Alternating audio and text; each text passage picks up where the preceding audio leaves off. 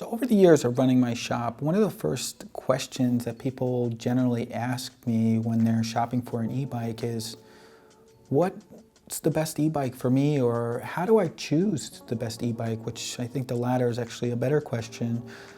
And we generally start with kind of a series of questions. I mean, really there's a wide variety of topics that you need to consider, including what you're going to do with the bike, where you're going to ride it, what your budget is, what's your long-term plan, where you're going to store it, etc. And I'll go into each of these topics on an individual basis and maybe help you consider for yourself how these things might work for you. So one of the first things I usually like to ask is, what do you want to do with the bike? I mean, like, what are you looking to get out of it? Is it just for fun? Do you want to go on a tour? Are you looking to commute to work? Or you want to carry your kids? And there's different bikes to fit all these different needs. You know, if you want just for fun, maybe you're going to choose a bike that's just really comfortable, pretty relaxed, and you're just going to cruise around. But it could be something for fun that you choose, like an electric mountain bike or something like that. Other scenarios, somebody might say, well, I want to commute to work. That usually begs the question, like, how far is your commute?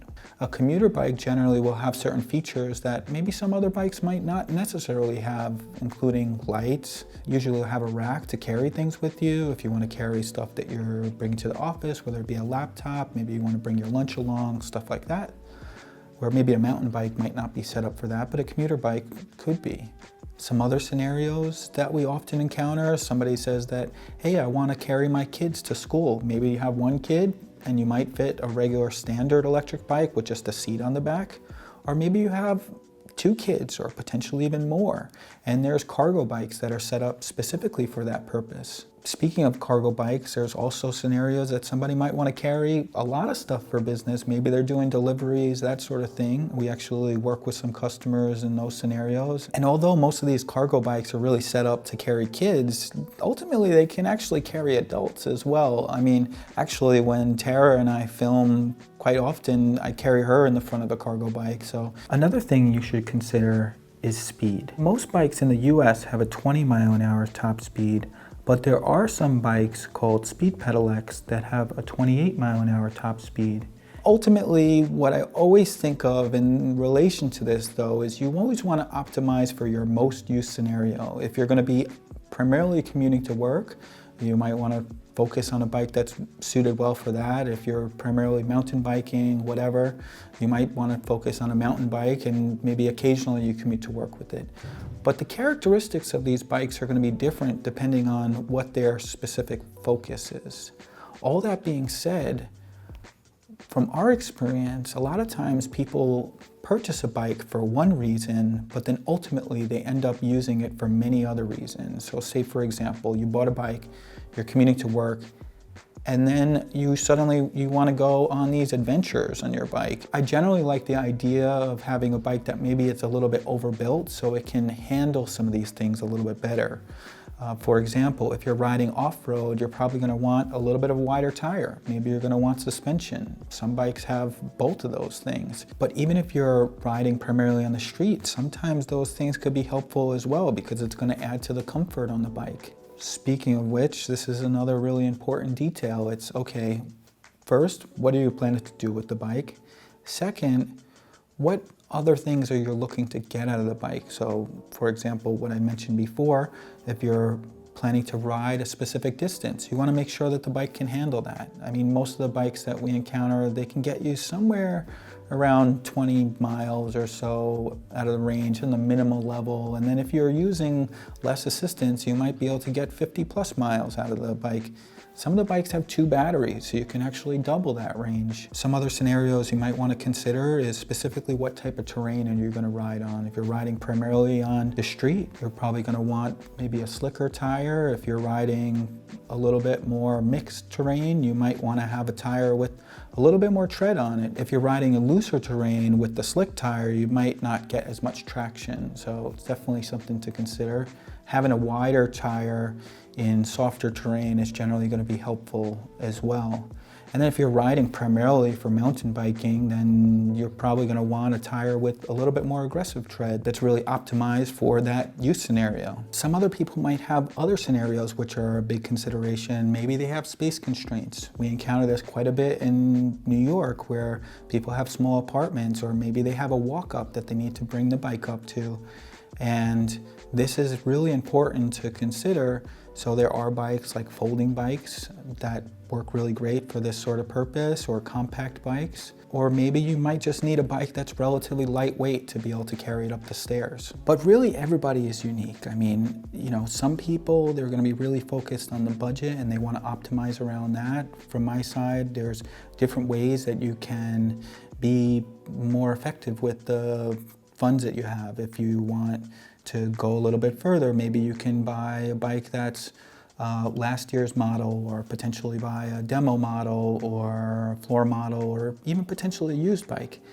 Now, you might notice that I'm kind of focusing on those sort of things and not just say like, oh, just look at like the best bike in your price range, because I think especially if you're really looking for your dollars to go further, that's a really good way to do it, because this industry, it's changing all the time. So there are times when, the latest, greatest bike, it might be a little bit more expensive than last year's model, but you might find that it's valuable enough to take advantage of those new technological upgrades that you want to actually spend a little bit more. There's other people that are quite often really focused on having a low maintenance bike, and for those people would generally recommend getting a bike maybe with a belt drive and an internally geared hub. Those generally require less adjusting and you don't need to grease them, and then they last much longer, especially a belt. In our experience, you could see belts lasting upwards of 20,000 miles, and that's pretty significant. Some other scenarios that we encounter quite often are people that are looking for comfort. They